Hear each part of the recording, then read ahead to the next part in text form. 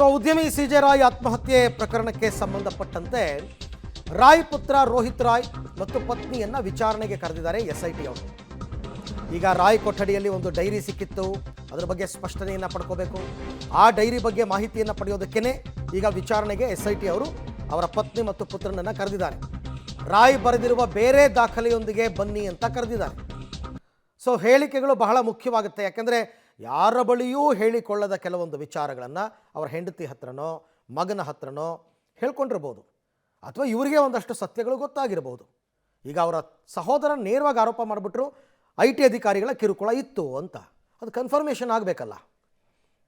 ಈ ಬಗ್ಗೆ ಕೂಡ ಮತ್ತಷ್ಟು ಮಾಹಿತಿ ನನ್ನ ಕೊಲೀಗ್ ನಾಗೇಶ್ ಅವರಿಂದ ಪಡ್ಕೊಂಡ. ನಾಗೇಶ್, ಈಗ ಏನೇನು ದಾಖಲೆಗಳನ್ನ ಎಕ್ಸ್ಪೆಕ್ಟ್ ಮಾಡ್ತಾ ಇದ್ದಾರೆ SIT ಅವರು? ಅವರ ಪತ್ನಿ ಮತ್ತು ಪುತ್ರ ಈಗಾಗಲೇ ಅವ್ರ ಹೇಳಿಕೆ ತಗೊಂಡಿದ್ರು ಅಶೋಕ್ ನಗರ ಪೊಲೀಸರು, ಮತ್ತೆ ವಿಚಾರಣೆ ಕರೆದಿರ್ತಕ್ಕಂಥ ವಿಚಾರ ಏನು ಅಂತ? ಅರವಿಂದ್, ಉದ್ಯಮಿ ಸಿ.ಜೆ. ರಾಯ್ ಆತ್ಮಹತ್ಯೆ ಪ್ರಕರಣದ ತನಿಖೆಯನ್ನು SIT ಅಧಿಕಾರಿಗಳು ಈಗ ಚುರುಕುಗೊಳಿಸಿರುವಂಥದ್ದು. ಆತ್ಮಹತ್ಯೆ ಮಾಡ್ಕೊಂಡಿದ್ದಂಥ ಕೊಠಡಿಯಲ್ಲಿ ಸಿಕ್ಕಿದ್ದಂಥ ಡೈರಿಯಲ್ಲಿ ಒಂದಷ್ಟು ಮಾಹಿತಿಗಳನ್ನು ಶೇರ್ ಮಾಡ್ಕೊಂಡಿದ್ದಾರೆ.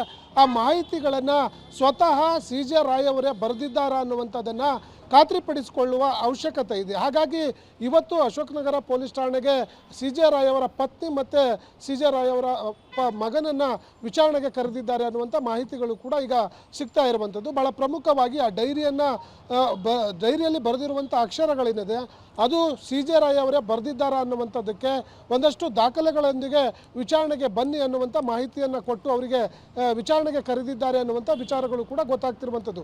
ಹಾಗಾಗಿ ಅವರು ತರುವಂತಹ ಡೈರಿಯಲ್ಲಿ ಇರುವಂಥ ಹ್ಯಾಂಡ್ ರೈಟಿಂಗ್ ಮತ್ತು ಈಗ ಸಿಕ್ಕಿರುವಂಥ ಡೈರಿಯಲ್ಲಿರುವಂಥ ಹ್ಯಾಂಡ್ ರೈಟಿಂಗನ್ನು ತಾಳೆ ಮಾಡುವ ಕೆಲಸ ಮಾಡ್ತಾರೆ. ತಾಳೆ ಮಾಡುವಂಥ ಸಂದರ್ಭದಲ್ಲಿ ಸಾಮ್ಯತೆಯನ್ನು ಕಂಡು ಬಂದಲ್ಲಿ ಆ ಒಂದು ಡೈರಿ ಮತ್ತು ಅವರು ತರುವಂಥ ಹ್ಯಾಂಡ್ ರೈಟಿಂಗ್ನ ದಾಖಲೆ ಏನಿದೆ ಅದನ್ನು FSLಗೆ ಕಳಿಸಿ ಅದನ್ನು ಪಕ್ಕ ಮಾಡಿಕೊಳ್ಳಲಿಕ್ಕೆ ಈಗಾಗಲೇ SIT ಅಧಿಕಾರಿಗಳು ಮುಂದಾಗ್ತಿದ್ದಾರೆ ಅನ್ನುವಂಥ ವಿಚಾರಗಳು ಕೂಡ ಗೊತ್ತಾಗ್ತಿರುವಂಥದ್ದು.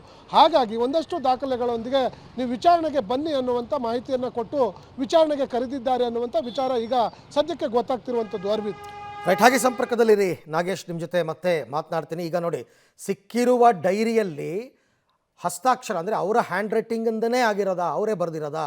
ಅದಕ್ಕೆ ಪ್ರೂಫ್ ಆಗಿ ಯಾವುದಾದ್ರೂ ಬೇರೆ ಲೆಟರ್ಗಳು ತಗೊಂಬನ್ನಿ, ಅವರು ಬರೆದಿರ್ತಕ್ಕಂಥದ್ದು ಎಲ್ಲ ಟ್ಯಾಲಿ ಮಾಡಬೇಕಲ್ಲ. ಹಾಗಾಗಿ ಅದರ ಮೇಲೆ ಕಾನ್ಸಂಟ್ರೇಷನ್ ಮಾಡ್ತಾ ಇದ್ದಾರೆ ಪೊಲೀಸರು. ಕಾನ್ಫಿಡೆಂಟ್ ಉದ್ಯಮಿ ಸಿ.ಜೆ. ರಾಯ್ ಆತ್ಮಹತ್ಯೆ ಪ್ರಕರಣ, ಕಚೇರಿಯ ತಮ್ಮ ಚೇಂಬರನ್ನು ಸೌಂಡ್ ಪ್ರೂಫ್ ಮಾಡಿಸ್ಕೊಂಡಿದ್ರಂತೆ ರಾಯ್ ಅವರು. ಕಠಡಿಯಲ್ಲಿ ಯಾರೇ ಮಾತಾಡಿದ್ರೂ ಕೇಳಿಸ್ತಿರ್ಲಿಲ್ಲ.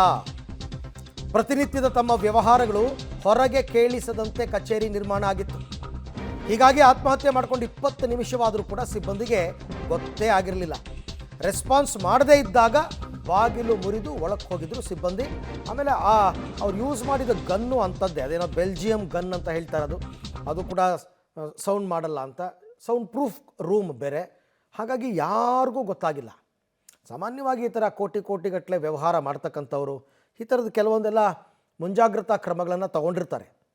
ಒಂದು ವೇಳೆ ಏನಾದರೂ ಸೌಂಡ್ ಬಂದಿದ್ದರೆ ಅನುಮಾನ ಬರ್ತಾಯಿತ್ತು ಯಾರಿಗಾದರೂ, ಇಮಿಡಿಯೇಟಾಗಿ ಅವ್ರನ್ನ ಹಾಸ್ಪಿಟ್ಲಿಗೆ ಸೇರಿಸೋದು ಏನಾದ್ರು ಮಾಡ್ಬೋದಾಗಿತ್ತು. ಆ ಚಾನ್ಸೇ ಸಿಕ್ಕಿಲ್ಲ. ಈ ಬಗ್ಗೆ ಕೂಡ ಮತ್ತಷ್ಟು ಮಾಹಿತಿ ನನ್ನ ಕೊಲೀಗ್ ನಾಗೇಶ್ ಅವರಿಂದ ಪಡ್ಕೊಂಡ. ನಾಗೇಶ್, ಈಗ ಕೊಠಡಿಯನ್ನು ಸೌಂಡ್ ಪ್ರೂಫ್ ಮಾಡಿಸಿದ್ದಕ್ಕೇ ಸೌಂಡ್ ಕೇಳಿಸಿಲ್ಲ ಅಂತನ, ಅಥವಾ ಗನ್ ಆ ರೀತಿ ಇತ್ತ? ಈಗೇನು ಅದ್ರ ಬಗ್ಗೆ ಏನು ಮಾಹಿತಿ ಕಲೆ ಹಾಕಿದ್ದಾರೆ ಪೊಲೀಸರು? ಅರವಿಂದ್, ಸಿ.ಜೆ. ರಾಯ್ ಆತ್ಮಹತ್ಯೆ ಮಾಡಿಕೊಂಡ 20 ನಿಮಿಷಗಳ ಕಾಲ ಅಲ್ಲಿದ್ದಂಥ ಭದ್ರತಾ ಸಿಬ್ಬಂದಿಗಳಿಗಾಗಲಿ ಆ ಕೊಠಡಿಯಲ್ಲಿದ್ದಂಥ ಯಾವ ಒಬ್ಬ ಸಿಬ್ಬಂದಿಗಳಿಗೂ ಕೂಡ 20 ನಿಮಿಷಗಳ ಕಾಲ ಅವರು ಆತ್ಮಹತ್ಯೆ ಮಾಡ್ಕೊಂಡಿದ್ದಾರೆ ಅನ್ನುವಂಥದ್ದಕ್ಕೆ ಯಾವುದೇ ರೀತಿಯ ಮಾಹಿತಿ ಇರೋದಿಲ್ಲ. ಒಂದು ಅನುಮಾನ ಬಂದಂಥ ಸಂದರ್ಭದಲ್ಲಿ 20 ನಿಮಿಷಗಳು ಅಂದರೆ ಕೊಠಡಿ ಒಳಗಡೆ ಹೋಗಿ 20 ನಿಮಿಷಗಳು ಆದರೂ ಕೂಡ ಅವರು ಯಾವುದೇ ರೀತಿಯ ಸ್ಪಂದನೆ ಮಾಡ್ತಿದ್ದಂಥ ಕಾರಣಕ್ಕಾಗಿ ಅನುಮಾನ ಬಂದು ಕೊಠಡಿ ಅಂದರೆ ಅವರ ಮನೆಯವರ ಮಾಹಿತಿಯನ್ನು ಪಡೆದು ಕೊಠಡಿಯ ಡೋರನ್ನು ಬ್ರೇಕ್ ಮಾಡಿ ನೋಡಿದಂಥ ಸಂದರ್ಭದಲ್ಲಿ ಸಿ.ಜೆ. ರಾಯ್ ಅವರು ರಕ್ತದ ಮಡುವಿನಲ್ಲಿ ಬಿದ್ದಿರ್ತಾರೆ ಅನ್ನುವಂಥದ್ದು ಖಾತ್ರಿ ಆಗುತ್ತೆ. ಆ ಕೂಡಲೇ ವೈದ್ಯರನ್ನು ಕರೆಸಿ ಸಂಪರ್ಕ ಮಾಡಿದಂಥ ಸಂದರ್ಭದಲ್ಲಿ ಅವರು ಸ್ಪಾಟ್ ಔಟ್ ಆಗಿದ್ದಾರೆ ಅನ್ನುವಂಥ ಮಾಹಿತಿಯನ್ನು ಗೊತ್ತಾಗುತ್ತೆ. ಯಾಕೆ 20 ನಿಮಿಷಗಳ ಕಾಲ ಇವ್ರಿಗೆ ಯಾರಿಗೂ ಗೊತ್ತಾಗಲ್ಲ ಅನ್ನುವಂಥದ್ದನ್ನು ಪೊಲೀಸರು ಪ್ರಾಥಮಿಕವಾಗಿ ತನಿಖೆಯನ್ನು ಮಾಡಿದಂಥ ಸಂದರ್ಭದಲ್ಲಿ ಅವರು ಆಫೀಸಲ್ಲಿ ಕೂರ್ತಿದ್ದಂಥ ಕಚೇರಿ ಏನಿದೆ ಅದನ್ನು ಸೌಂಡ್ ಪ್ರೂಫ್ ಮಾಡ್ಕೊಂಡಿದ್ರು ಅನ್ನುವಂಥದ್ದು ಒಂದು ಕಡೆ ಆದರೆ, ಅವರು ಶೂಟೌಟ್ ಮಾಡ್ಕೊಳ್ಳಿಕ್ಕೆ ಬಳಸಿದಂಥ ಪಿಸ್ತೂಲ್ ಕೂಡ ಕೂಡ ಸಾಕಷ್ಟು ಸೌಂಡ್ಲೆಸ್ ಆಗಿತ್ತು ಮತ್ತು ಬೆಲ್ಜಿಯಂ ದೇಶದ ಅತ್ಯಂತ ಅಪಾಯಕಾರಿಯಾಗಿರುವಂಥ ಒಂದು ಪಿಸ್ತೂಲ್ ಆಗಿತ್ತು ಅನ್ನುವಂಥ ವಿಚಾರಗಳು ಕೂಡ ಪ್ರಾಥಮಿಕ ತನಿಖೆಯಿಂದ ಗೊತ್ತಾಗ್ತಿರುವಂಥದ್ದು. ಈ ಒಂದು ಕಾರಣಕ್ಕಾಗಿಯೇ 20 ನಿಮಿಷಗಳ ಕಾಲ ಅವರು ಆತ್ಮಹತ್ಯೆ ಮಾಡಿಕೊಂಡ ಬಳಿಕವೂ ಕೂಡ ಯಾರಿಗೂ ಗೊತ್ತಿಲ್ಲ ಅನ್ನುವಂಥ ವಿಚಾರಗಳು ಈಗ ಪ್ರಾಥಮಿಕ ತನಿಖೆಯಿಂದ ಗೊತ್ತಾಗ್ತಿರುವಂಥದ್ದು. ಹಾಗಾಗಿ ಪ್ರಕರಣದ ಬಗ್ಗೆ ಈಗಾಗಲೇ ಮತ್ತಷ್ಟು ತನಿಖೆಯನ್ನು ಮಾಡುವ ಕೆಲಸಕ್ಕೆ ಈಗಾಗಲೇ SIT ಅಧಿಕಾರಿಗಳು ಕೂಡ ಮುಂದಾಗಿರುವಂಥದ್ದು. Arvind, right, thank you Nagesh, ತಮ್ಮೆಲ್ಲ ಮಾಹಿತಿಗೆ ಧನ್ಯವಾದ. ಸೊ ಒಂದೊಂದೇ ಮಾಹಿತಿಗಳು ಈಗ ಸದ್ಯಕ್ಕೆ ಲಭ್ಯವಾಗ್ತಾ ಇದೆ CJ ರಾಯ್ ಆತ್ಮಹತ್ಯೆ ಪ್ರಕರಣದಲ್ಲಿ. ಅಲ್ಟಿಮೇಟ್ಲಿ ಒಂದು ಕನ್ಕ್ಲೂಷನ್ಗೆ ಬರಬೇಕಾಗುತ್ತೆ ಪೊಲೀಸರು. ಸದ್ಯದಲ್ಲೇ SIT ಅವರ ಕೆಲಸ ಮಾಡ್ತಾರೆ.